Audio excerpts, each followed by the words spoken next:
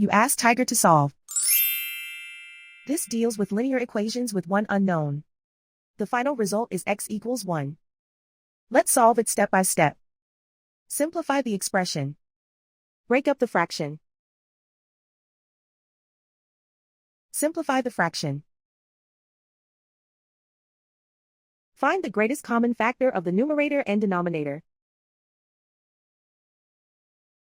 Factor out and cancel the greatest common factor. Group all constants on the right side of the equation. Add 3/10 to both sides. Combine the fractions. Combine the numerators. Reduce the zero numerator.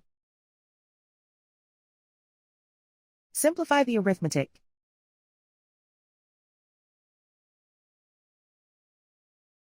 Isolate the x. Multiply both sides by inverse fraction 10/3. Group like terms. Multiply the coefficients.